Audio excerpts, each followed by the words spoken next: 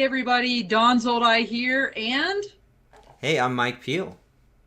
we are at the end of 2022 and our very first season of the Full Tilt Tech Industry Leadership Talks.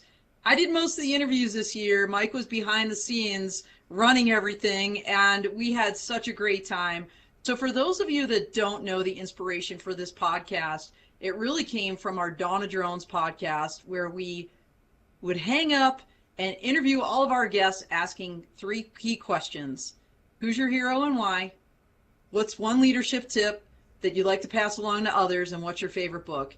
And the answers we got were so great that we said, we need to make this its own show. And at the end of every show for the Full Tilt, we ask those three questions.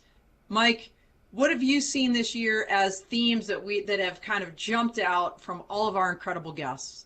Well, nobody has balance. Um, they really, really do dedicate themselves to their career, and they spend so much time on trying to figure out the right balance between that and family life and having a life outside of work that they're basically working 24 hours a day, you know? So it's no rest for the weary when you're making great things.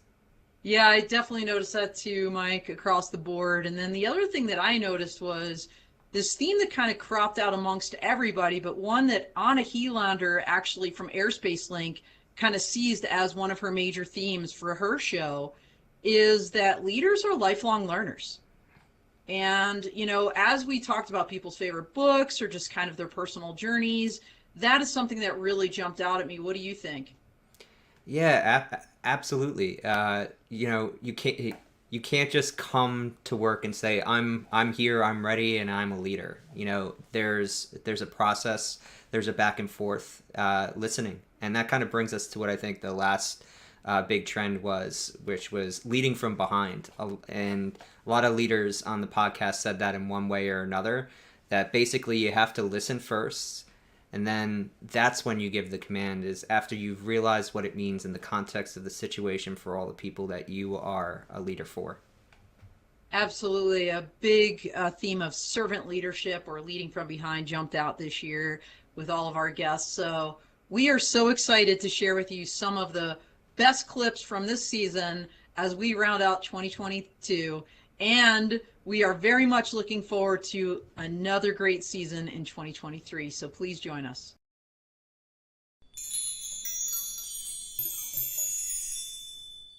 Is there a secret? Is there a tip? Is there maybe a nugget of wisdom that you could give to others about trying to have some balance in your life as you're leading these teams?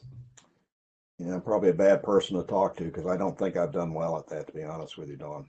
Um, up Well, until thank you for admitting that, first of all, yeah, because up I until think I a got lot of stationed. people they delude themselves into thinking they have balance in their lives when maybe in fact they don't. And I honestly I think it speaks to your character and leadership to be able to recognize that in yourself.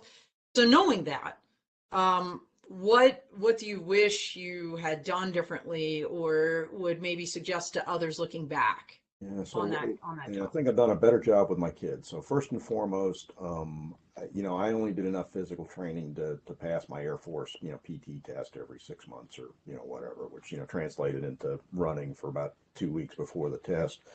It wasn't until I got to the Pentagon that I just have, good Lord, I had to have some way to relieve stress. So I bought a crappy bike. I kept it at the Pentagon Athletic Club, and I rode around the Capitol every morning. And I was the guy that had to brief the chief at 7 o'clock, so I got in at like 4 o'clock in the morning. So DC is magical at that time, and it relaxed me. It got me to do the proper PT. I got to finally working the weights and all that, and it really changed my perspective. I mean, I was always kind of teasing the Army guys for doing PT all day, but they've got a point to it. And as a result, my kids all do PT. I've made that a big thing for them. The problem you run into, particularly in the Air Force, is how do you take care of your family, in this kind of environment. I'm lucky. My wife was also an Air Force brat. The kids all grew up in that, and it's kind of funny to see them grow up, to see how comfortable they are, working in a life that's, doesn't have any certainties and all that. So I got one daughter's a paramedic in Austin. I got one son as a Army officer captain, and then I got another son that's a serial entrepreneur. So they're all used to dealing with diversity and all that. But I don't think I really cracked the code. I got lucky, you know. Family turned out okay, but it really wasn't from anything I'd been doing. If I thought through it again, I think I would have necked back on my own importance to the mission on numerous occasions. All right, work-life balance. Do you have it? Any regrets? Oh, this is a or great topic. This is a tips to great topic. your previous self, your younger self. Well, you know what? And huge kudos to my wife, which I love. Thank you, Helia. She was great. She put up with so much. And I can tell you that I did not have work-life balance at all. I was one of those persons that stayed up really late working when I shouldn't really have. If I could tell something to my previous self, it's just don't worry too much. Don't try to control what you cannot control, and make sure that you enjoy your family a bit more. What are your thoughts on balance? Have you gotten that down? Do you have any tips for people? Or if you haven't, what would you look back and say, gee, I wish I had done X instead? I think balance is not a word that describes me pretty well. I'm a very intense guy, so I'm not a balanced guy at all. I think I'm very tense. And what happened to my life, honestly, I was fully committed to my ventures, and I created these two amazing companies which made me very wealthy, and that was my focus, not even being wealthy, but creating something that was big and growing that and selling it. Because even though I love it, I believe that the best come out would be, hey, I did it and I sold it, right? I did it and somebody saw the value and paid a high price for that. So that for me was the final crown, like, you know, the final results, right, that I was looking for. So balance is not how you describe it pretty well, but to your point, my life is much more balanced now than it was before.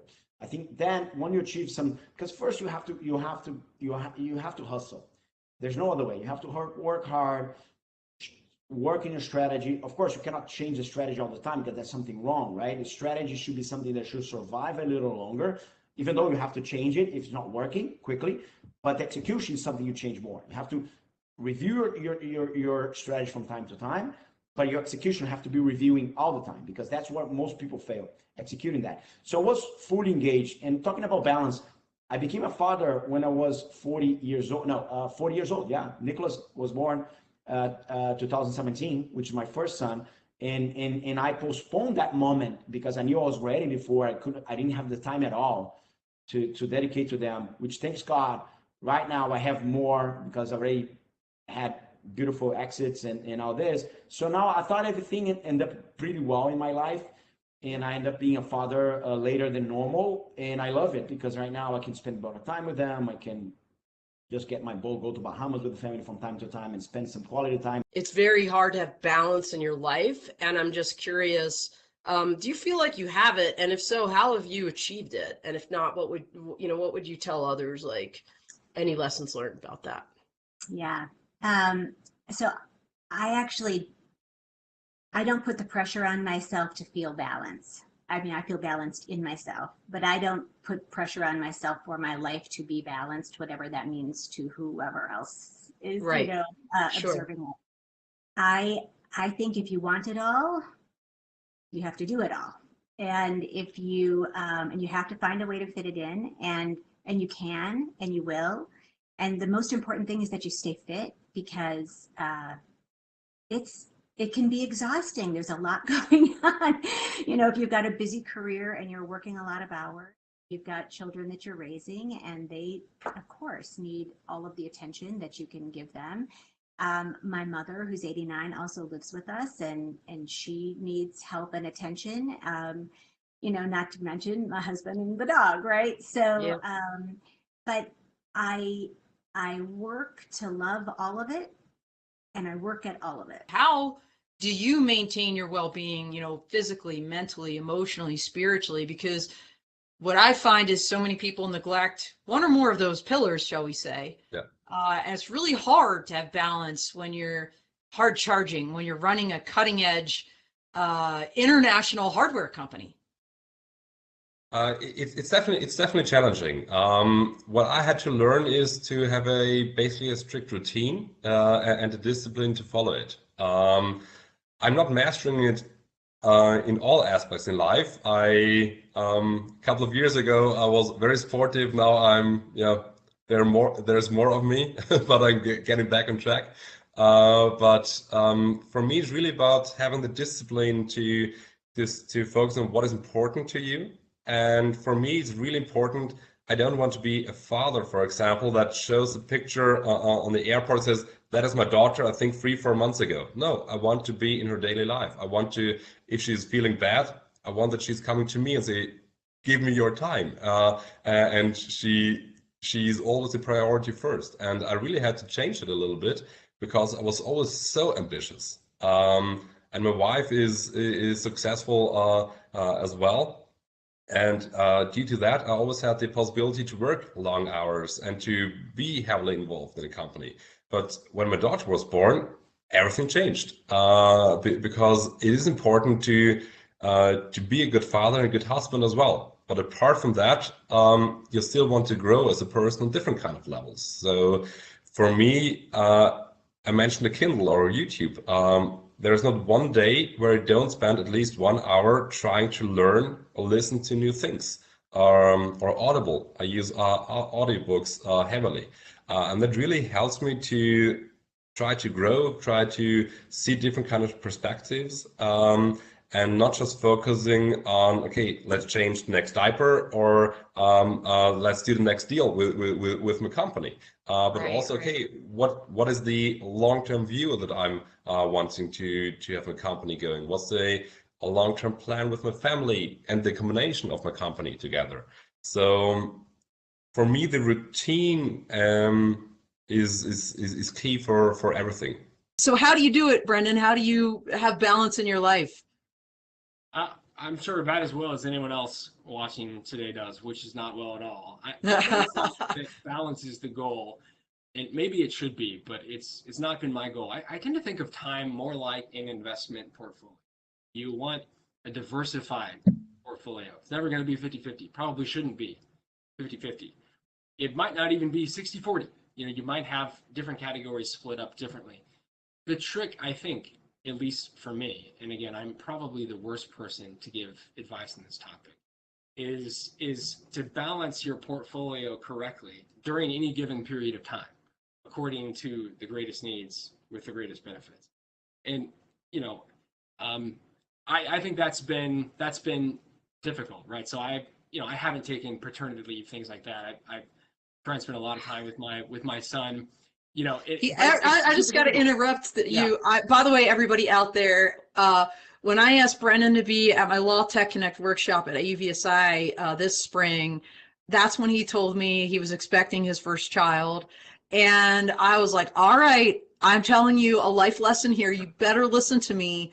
Like, you need to take time off. Like, you are fun. Like, you are actually replaceable, and there's nothing more yeah. important. And did you just say you did not take that Well, leave? I stopped traveling for a few months, a couple months, and that was really really helpful and Yeah. healthy. But I am able to spend increasing amounts of time. I think again it's the investment portfolio calculus, and now it's shifting. Our team is growing, so I'm able to spend more time with our little one, which has been fantastic. But during that particular period, there was a lot going on, and wasn't able to downscale to the extent that would have liked. But that's a common story, right? I mean, these It things are is. for lots of people. So I think Yep. in the professional classes, it's easy to talk about how much leave you can take, but that's not an option for lots of Americans and lots of people around the world. And it's one of those choices you make, but there's a reason behind it.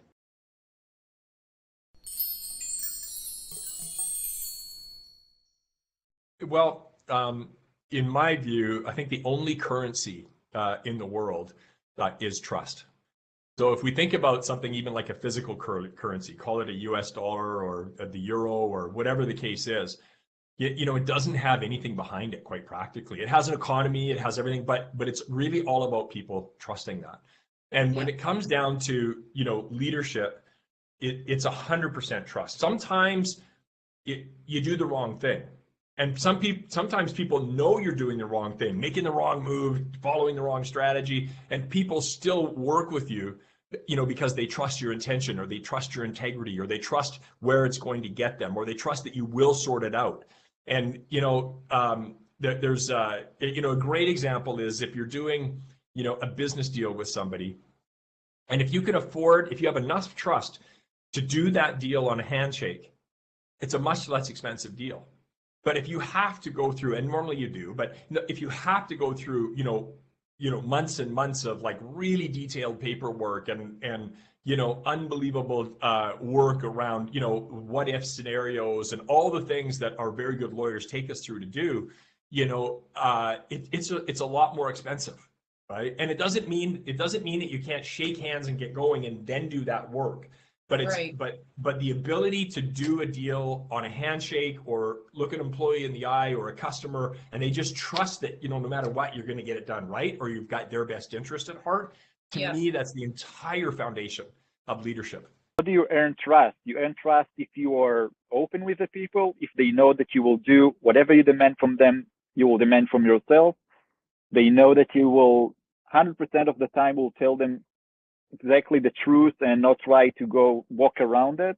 And I think, even like you said, if it's very hard news and it's not getting better over time, it's better to do it as fast as possible, so people will know that if something happens, you will be the first one. Because once you start to have, for example, in companies, rumors in the hallway, that's where the trust goes. So, well, that's cancer. I mean, once you have gossip and rumors in your organization, it's like a cancer that you're going to have to cut that out. So I feel like we're always a work in progress, but that's part of the servant leadership, is we take what our employees say and our team members say, and we try to improve.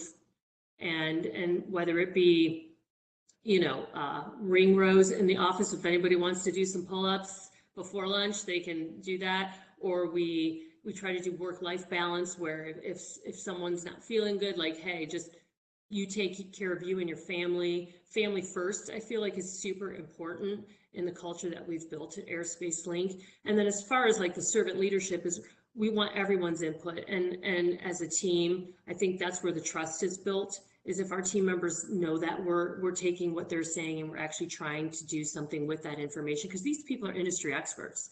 So you can have a diversity team with a single goal, right? So when we were working on this material, we want to develop a lightweight, high-performing, inexpensive to produce ablative material that would enable Earth entry or sample return mission or future mission. So that's the goal, right? Now, how does diversity come into this? Diversity is when we sit down and start talking about how to do things. That's when we, as a leader, you have to be listening to different idea and different way of approaching it, and not say, well, this is how I think we should do it. So I'm still practicing as a leader, right? We have to learn on how to listen and not to be the one that talk first. In fact, to be an effective leader, you have to be the last one that talk in the meeting.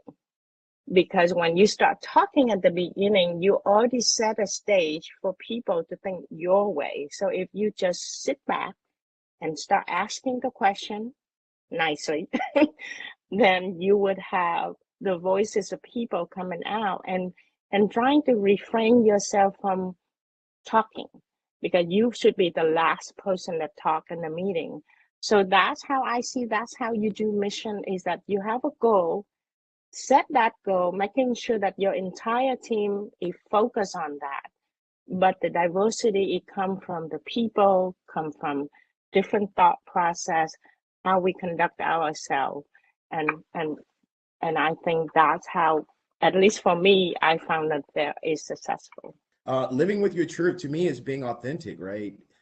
It's leadership is an inside job, working on yourself internally to be comfortable in your own skin, being able to navigate the world as it works for you, bending the world around you and your reality, because each of us has our own realities. Reality is perception, right? We create our own perceptions of reality based on our experiences. And very often we let ourselves be steered towards what we think is good for, what would be good for other people, as opposed to living in our truth. And what I've found is when you're kind of aligned with who you are and you're comfortable in your skin and you're okay failing, you're okay succeeding, making mistakes, and being part of this beautifully flawed journey, and you accept that, it makes it more fun, more enjoyable, and you also ultimately get better results. So the moment I feel like I started to really understand who I was as a person, even though it's kind of a lifelong learning journey, being comfortable with that, it allowed me to make decisions that were really, really in line with who I am, and then the results started to speak for themselves, you know. Innovation and uncertainty go hand in hand, right? Successful innovators learn how to deal with and wrestle with doubt. And throughout my career, and many folks watching now or later, the art of success is managing risk and changing doubt into certainty. And I think there are some interesting ways to do that. In the public imagination, we think that successful innovators deal with doubt through, sheer technical brilliance and fanatical devotion. And that's true, right? Folks like Elon and Steve Jobs come to mind as having both of those characteristics in spades. But I think there's actually another characteristic that's equally, maybe even more important, and that's storytelling. And I've always considered myself a storyteller. That's what I do. It's certainly what I did. It's what we did as JAGS, as prosecutors. But it's also what leaders do, right? Not just leaders in business, but leaders in the public space as well. Innovators are often the best storytellers because they can paint a picture of not the way things are, but the way that they should be. Cast a vision and motivate others to achieve that.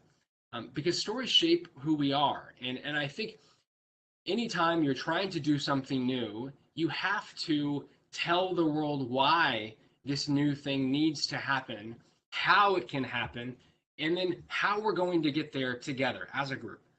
And that to me is really where the magic happens. It's where I've been lucky to spend a lot of time working on interesting problems, either at senior levels in the Department of Justice or now at Skydio, which has grown by leaps and leaps and bounds from when I joined the company 3 years ago. And I just should say in closing that I think when you talk about the technology space, you always think first about engineers, and you should, because engineers, build the futures, whether it's zeros and ones or sticks and stones or magnesium and metal.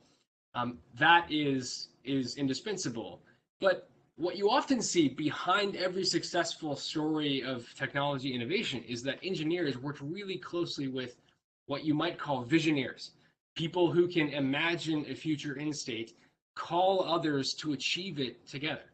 And I've always pictured myself in that role. I'm definitely not an engineer. I would fail out of that real fast. But what I can do is paint a picture of what the world should look like and maybe cast a vision about how to get there. And that's what I really enjoy. And I think there are a lot of others in this space that enjoy the same thing. Joined OSU called Space Cowboys. And the idea behind this was taking advantage of a NASA program called Microgravity University, which, NASA had generated this to really take advantage of student ideas. NASA has a lot of problems they want to solve. They don't have, enough resources to be able to solve everything. So they put some of these ideas out and said, hey, let's, let those smart kids that don't know what they don't know yet, right? That haven't been in a career long enough to say, oh, you can't do it that way. Right. To come up with some really unique ideas. And this was about, those students learning to write proposals, getting them critically evaluated by a NASA team. And if they're selected, they get to go on fly in what NASA calls the weightless wonder, what everyone else calls the vomit comet, where you get to spend some time in microgravity. And so I got the opportunity to participate with one of the teams in evaluating, the impact of microgravity on motion capture systems to be able to design spacesuits. And so it was a really great opportunity, and that's been an experience I can take back to the students now and talk to them about what it's like to to be in a microgravity environment. And now we teach a course on that called Living in Space. Now, were you a student in that picture, or were you a professor there? Yeah, I was actually a young professor there. So yeah, I was Okay. still, yeah. And so I had a group of students that came with me. One of those who's now herself a professor after going through that experience. You were a two-star general. What is the best tip you can give them? What is the recipe for success in leading these complex teams? Yeah, well, I'll stick to the drone world. I have very rarely found drone experts or aviation experts alone to be successful in this realm. I mean, I'll get a call from a young guy or gal that is a drone pilot, and hey, is anybody hiring drone pilots, and yada yada yada. That's difficult to find jobs for folks that are doing that, or folks that have a new drone that are going to do something or other, unless you pair it with a problem that needs to be solved. In North Carolina, DOT's example, that was inspecting bridges and tunnels and whatnot. I'll give you a good example. Skydio is a company that I really watch. It's one of our blue UAS companies that are certified by the Defense Innovation Unit to have all of their components, the important components, made in the United States. And they originally, got their start competing for the Army's Short Range Reconnaissance Program, which was something, to the United States Army's great credit, they did to help jumpstart the smaller commercial drone business in the United States due to excessive competition from communist Chinese drone manufacturers. But they started out with a system that was, just meant to, win the competition, and it was going to go, a mile or so and, talk with, infantry guys, but they got in with civilian user groups and user groups in the military other than the infantry or security forces or whatever. My gosh, they've got a great system now. This system can see 360 degrees around from it. It can stay exactly, 1 meter from a wall. It can navigate by itself. Not because us in the aviation community thought that was a good idea, because, if you ask an aviation expert like me, I'd declare victory if they've got a good GPS signal and the data link is, reliable to 99.9% or something like that. Not realizing that we had to add on all this other functionality that you never would have gotten from a guy like me, but you would have gotten in a 10-minute conversation from an expert in civil engineering or package delivery or whatever. Yeah, correct. I cannot overestimate the importance of good governance. And there's bad governance, there's good governance, and there's no governance. I think having no governance is even worse than having bad governance. It just cripples you from the beginning. And like I said, you start over and over again.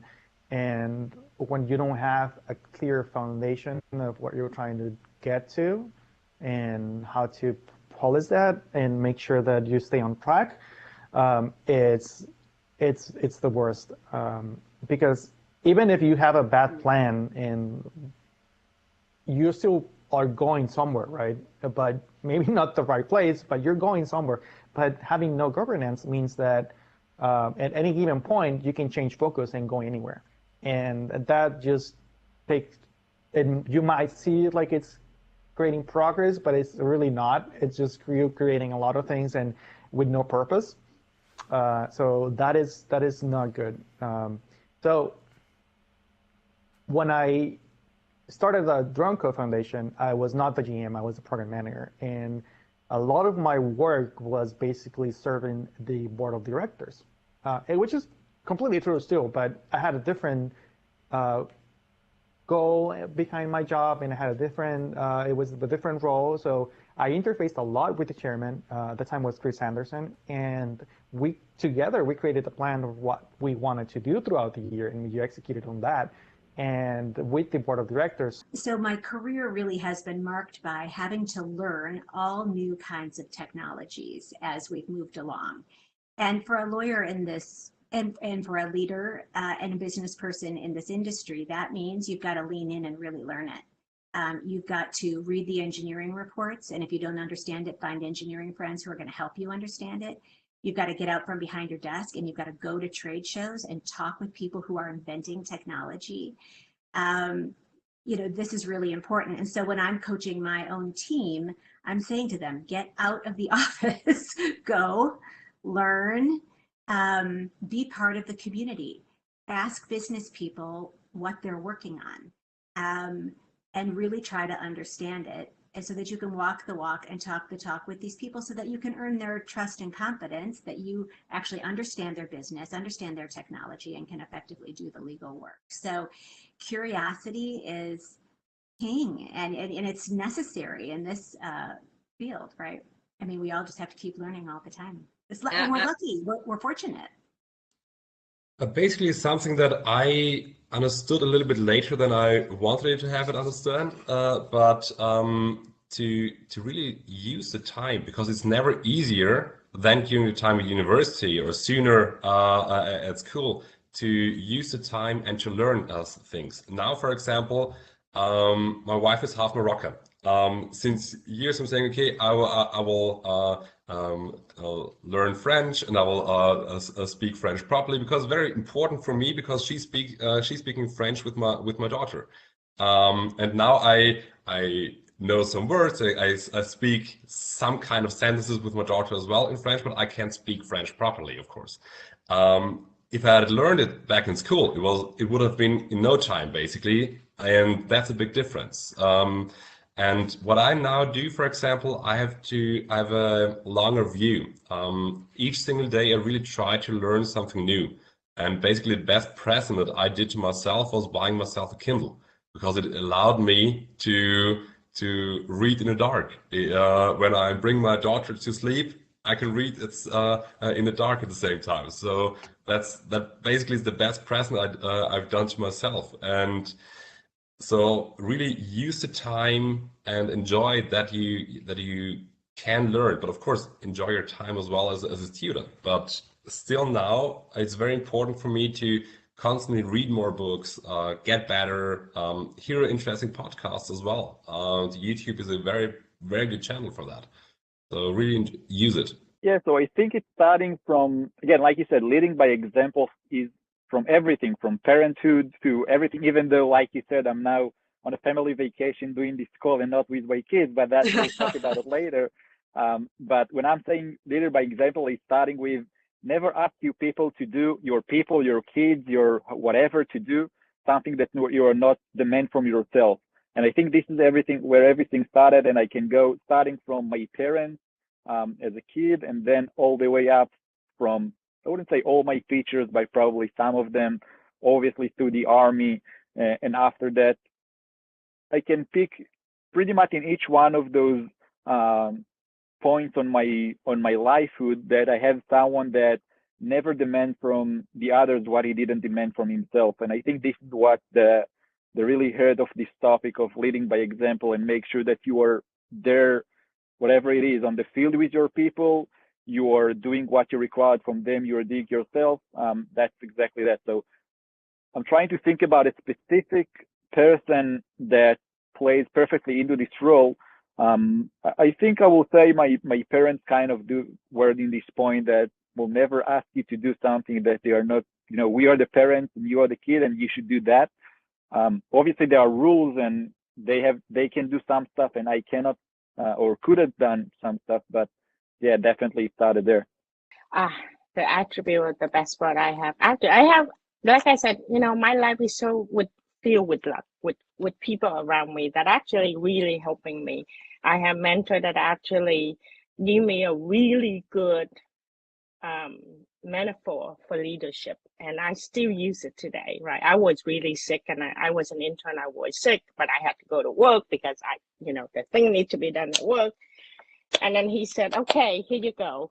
He said, he said, if you fill a bucket full of water, then let it settle, and then put your palm print on it. And now remove your hand.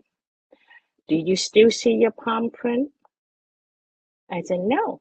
He said, nobody is irreplaceable. So when you're sick, you need to stay home and take care of yourself. And so I said, so So later, then I realized that being a leader is not about trying to leave something, but my job, and I told this to one of my mentee the other day, and she said, well, so what is it that you're trying to leave if you, as a leader?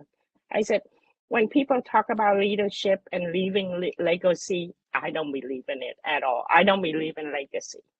So I told her about the story about this bucket. And I said, but my job is to make sure that that bucket is full. It's either full of water, full of talented people, full of funding, and full of diversity. And that's what you need in the leader. We don't leave legacy. We leave a bucket full of something that you created. So for the next generation, and that's what I think leadership needs to be. And this was one of those lessons that I learned about, leadership. I had a rap partner at the time. It was the 8th grade talent show, and we had been practicing for, I don't know, a month prior to that.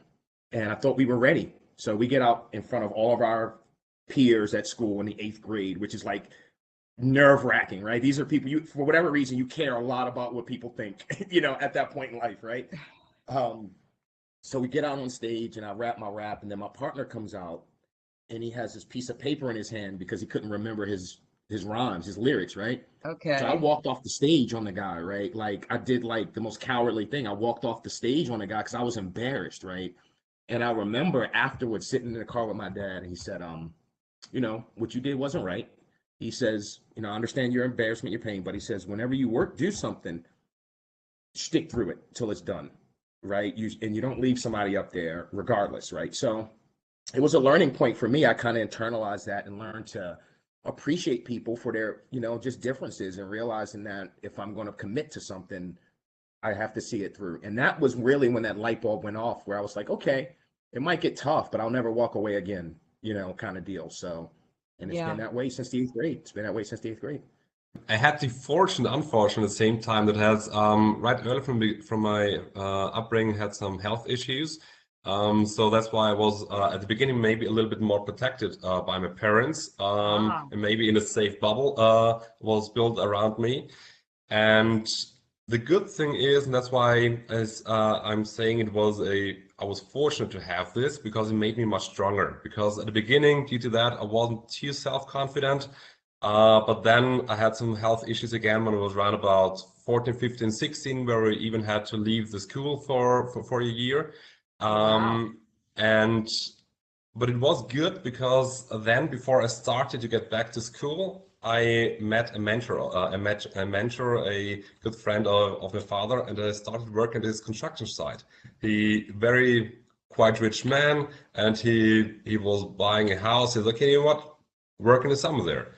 And he was a tough guy, and it was the best thing that ever happened to me because I was coming out from the bubble. He was like, I don't care how you feel. I don't care if you have health issues or if you're tired. I gave you a job, do it. I don't even care how you do it. Just do it and find a way, be creative. And that was the best thing that ever happened to me because it made me self-confident, made me believe that I can do things and be creative to find a solution, and that I don't need the protection. So basically from this age on, I start to really focus on try to be independent and work on my goals. And the leadership culture isn't about, Microsoft's culture or Amazon's culture or Elon Musk's culture. It's about your freaking culture. And the only way you find that culture is if you do the deep work. If you, see a counselor, see a kid, get into step meetings, get into meditation, like find out what those limitations are, or everybody's, I'm going to use a word I very rarely use here, but everybody's fucked up.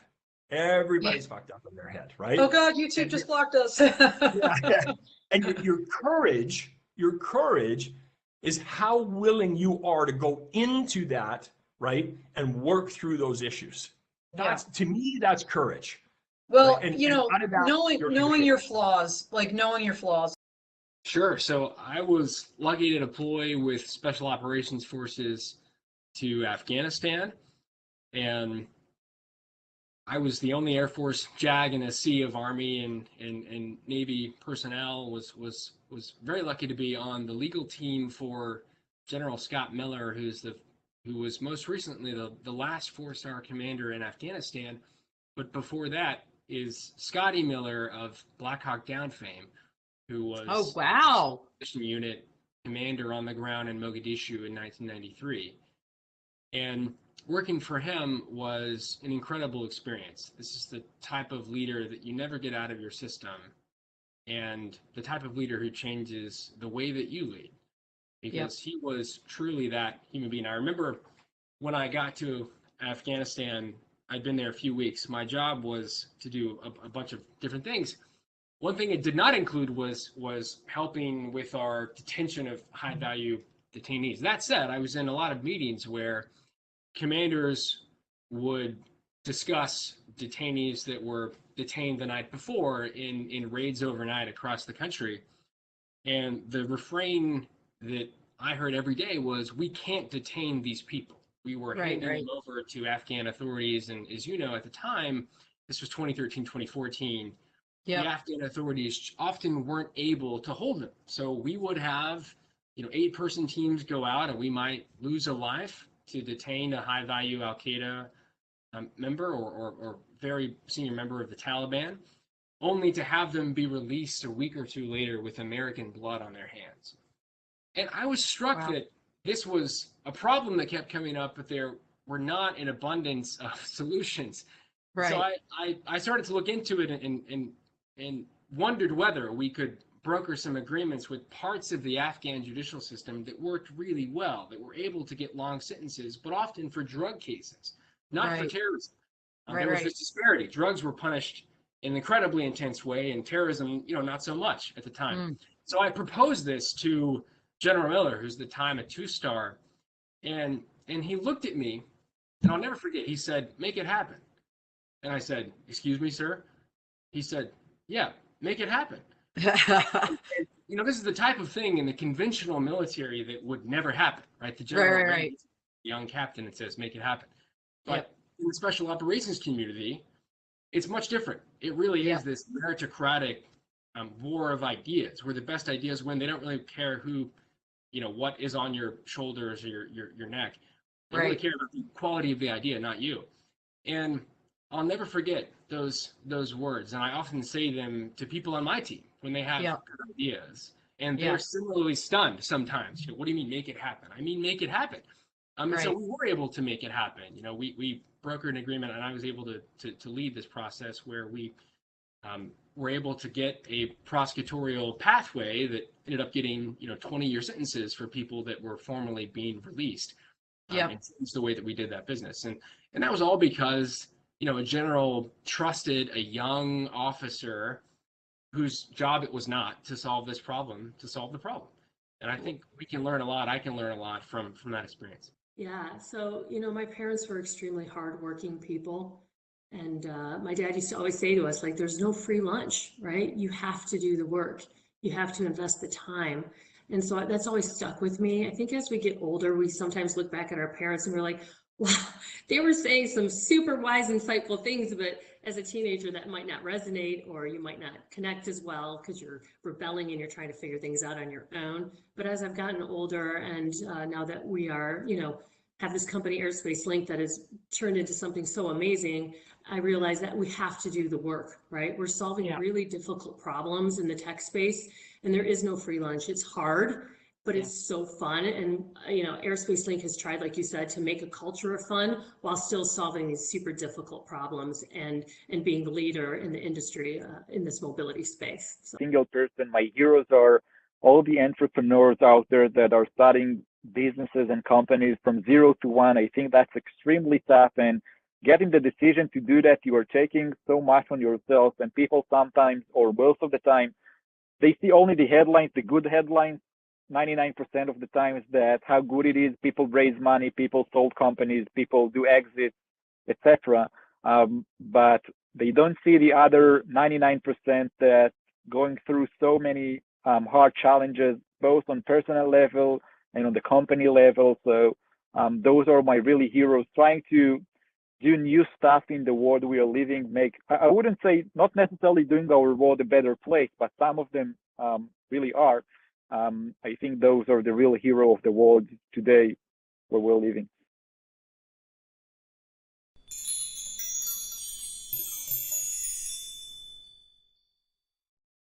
Get into your topic of leading diverse organizations.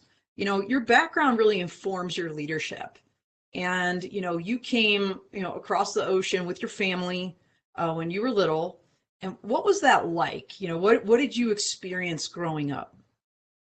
Yeah, so my experience of growing up is, you know, I was born and grew up in the war, Vietnam War. So that kind of gave away my age. But so being born in the war and grow up in the war, you know, it teaches you how to be agile, adaptable, and flexible. And also, you know, when I was about 5 or 6 years old, that's when we had the Tet Defensive. So I was at home with my mom, who's pregnant with my younger brothers, and I was with my sister. So during that time, during that night, my dad was out to fight the war, and I was at home with my mom, and my job was to make sure that we stay together. We go into the bunker when we hear the first mortar that hit, and then as our little house get destroyed, we have to run to another one. And I remember, you know, at early as that, I had to find a way to, you know, that lead my sister, my younger sister, to safety with my mom. So, you know, that kind of grow up help you a little bit on, you know, taking charge the time that needed to be, you know, taking instruction when it time, you know, that's what my dad told us to do. So yeah, so growing up that way, and then when we left Vietnam on a boat to Indonesia refugee camp, you know, when you get there, we were the first few boats that settled the refugee camp. So there's a lot of infrastructure that has to be established, and I have to say a lot of my leadership learning was from my dad. He actually was a few of those people that set up a roof and that building the hut in the refugee camp, building in this beautiful island in Indonesia. They have a beautiful waterfall, and my dad and his team had to figure out which portion of the waterfall is for drinking, which portion is for washing and bathing, and vice versa. So that's how, you know, I learned from that. When the situation needs to have a leader, it's somebody will step out and lead the team to make sure that everything is fine, and then also providing safe environment for the rest of the community. Let's talk maybe like from the beginning. So you mentioned you're in Mississippi now. Is that where you were brought up? And tell us a little bit about your upbringing that helped shape who you are today. Yeah, sure. So I'm an Air Force brat. My dad was a non-commissioned officer in the Air Force, very proudly. He was largely in aircraft and vehicle maintenance, but I'm also Anglo-American. I was born in the UK, and if you're an expert in Suffolk, you'll know where Earl Soham is. It's population 3, I think, but my mother's a Londoner. And to be honest with you, the combination of the two had a profound, you know, effect on me. I was just thinking about this the other day. It's been 2001 was 21 years ago for me, and a lot of that, you know, in my mind is still real. You know, you're going through all of the stuff that happened and all that. I forget when I was born in 1960 that my mother, who lived in the East End of London, had a roof blown off 3 times, and was only alive because she decided to iron one day in front of the front door, which was made out of thick oak, and that protected her when a German V-2 rocket landed across the street, killed 5 people. My mother, World War II had only been ended for 15 years, you know, when I got out. So I just imagine the reality of that. So I've, unlike a lot of other kids out there, you know, I grew up with the fact that evil's real, the boogeyman is really out there, and they can come and get you, pretty easily.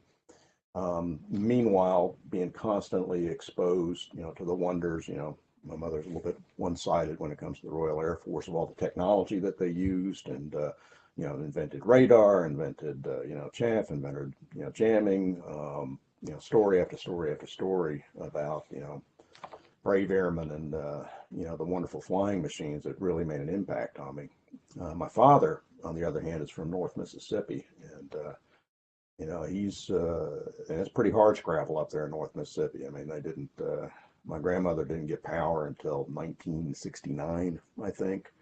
Wow. So from what I get from him is, the world doesn't owe you air conditioning, and you got to go out there and you got to be tough, and you got to fight for everything you get. So I think different from a lot of other kids, growing up, I was kind of imbued with the need that, you got to go out there and fight. And, Yeah. And I know yesterday or recently on the Women in Drones session, you talked quite a bit about how the women in your life, your mother, and now of course your sisters, and then your wife and daughter, have really kind of shaped who you are as a person. I don't know if you want to kind of touch that just briefly before we get a little bit into your education. Yeah, I come from an Italian family because my mom came from Italian family. My grandparents and my mom's side are Italian, so we have a very strong. All women in my life have very strong character, and they really are the main pillar of my family. From now in my house right now, my wife, and that was my mom and my grandmother. They were very strong women, and I have a huge admiration for them. So they play a very important role in my life, and I have. Yesterday was a little emotional. You remember that, and I do. I will get emotional if I go through this. So they're very important to me for sure. So I am from a small town in Wisconsin called Menomonee Falls. It's a suburb of Milwaukee, and I grew up in an Irish Catholic family of 5 girls. I'm the 4th of 5 girls. My dad was a president of the church council, and my mom was the leader of religious education in our town. And it was an amazing growing up experience. And I think you might have one picture of my little neighborhood. Yeah, there it is. Yeah, I love this. And you were talking, Jennifer, you said this is like all the kids in your neighborhood. You're coming up here at the bottom. There you are, wiping your face on the far left, I think. Yeah, and that row on the bottom, me, Richie, Monica, and Timmy. And then anyway, we're still in touch with each other, by the way. Wow. And there were many, many more kids than this. We were just able to run. We had a beautiful park near our neighborhood. We lived on Manchester Drive in Menomonee Falls, and we were able to walk to school together. It was very safe. Everybody's parents were our parents. It was really I wouldn't say magical, but it was a really great growing up experience. So Menomonee Falls, Wisconsin. And growing up in a family of 5 girls was really impactful because, our dad was a huge supporter of us, as our mom was. There was never any gender difference to think about.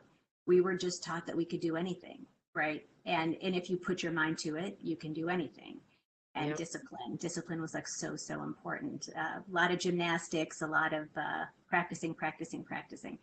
So it was a great way to grow up because I never knew limitations, and certainly not because of my gender. Who is your hero? So when you asked me that earlier, I was like, well, that's a no-brainer for me. It's a super easy question. I would have to say that my dad, for a million different reasons, and we don't have enough time on this episode to talk about him, and my mom too. She's amazing. But my dad, I always tell people every really truly important thing that I needed to learn as an adult, I learned from him, whether it be work ethic, even though my mom was she worked super hard too for our family, but just watching him take chances, start his own business when he had a safe, cushy job at Ford, and how to save money and how to buy a beautiful home for your family. And he provided us with, private school, and he even got me a tutor so that I would not forget my Portuguese. So I'm still very fluent, and that way I can travel all around the world and I can speak Portuguese, and it allows me to understand other languages as well. And then he exposed me to the arts, music. I was going to concerts with him from the time I was a little girl, so now I have this love of music and Broadway shows and plays and sporting events. He took us, and he also allowed me to travel internationally as a child. And I just didn't grow up in an area where a lot of kids were able to do the things that he allowed me to do. And he's just a very good human being. So I would have to say that he will always be my hero. So. Yeah, raised in Baltimore, beautiful family. And I come from, the hood, so to speak, right? But I was fortunate to have two sides of the coin, where I grew up in Baltimore City, got into some trouble early as a kid doing, childhood things. And my very first time getting in trouble, my biggest time getting in trouble as a kid was when I was 11 years old, right? I got arrested and was in jail at 11 years old, believe it or not, right? And that's for, breaking into abandoned apartment buildings to make them like our little clubhouse or our little like hangout spot, right? And, I didn't, at that time, I wasn't thinking about the impact that this could have on me long term. It was me trying to be cool again, right? Following the crew, following around.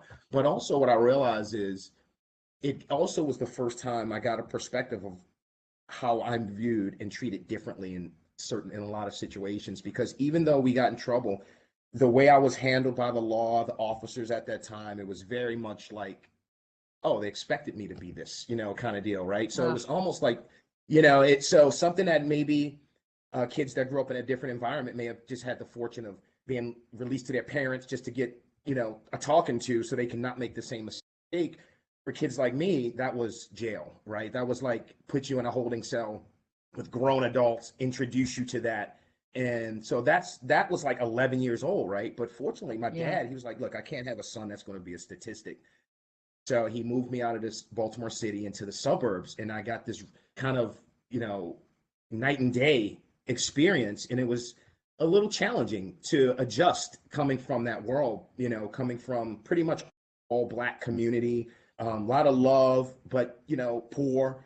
And we didn't know it because we're all in the same boat. And now here I am in Baltimore County, and I'm going to school with white kids for the first time, right? And it was awesome to me because I was exposed to these new things, but it was my first time ever experiencing things like racism and all these things that I heard about, but I didn't know. And when you're in your small world and everybody looks like you, thinks like you, what's racism, right? Like, what is that? You don't even know. So there were times where I would have so much these racist things happen, I didn't even know what that was. I would laugh at some of these things because I didn't understand what it was, right? So going through those kind of challenges opened my eyes up and made me realize a little bit, even still at that point, I hadn't quite gotten it. Having that reinforcement of, a stepmom, who I consider my other mom now, my other mom, because I have two moms, and my dad, right?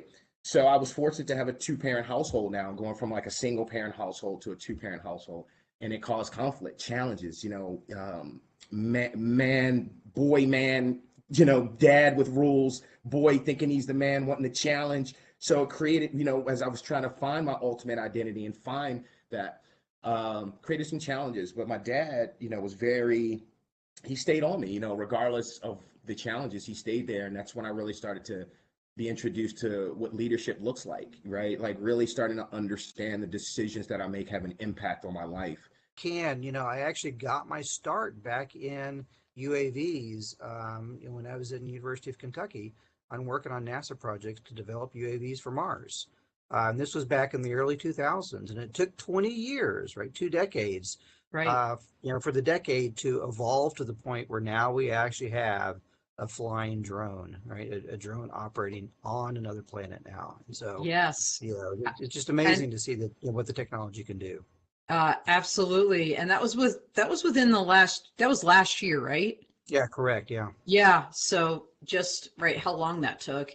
So we have another photo we'd like to roll here. Now explain, Jamie, tell them who this person is that's standing next to you. Yeah, so this is Wally Funk, one of the original Mercury 13. So this was, part of the NASA's early attempt, to develop a female astronaut corps. Unfortunately, they ended up veering away from that. Ah, But they were, all those young women at the time went on to have great careers. Wally was one of those, and she was also an OSU graduate. And so she was coming back after her flight on the Blue Origin, which at the time, she was the oldest person to fly, past that edge of space on the Blue Origin spacecraft. And she came back, and we were really excited about this because this was her first drone flight.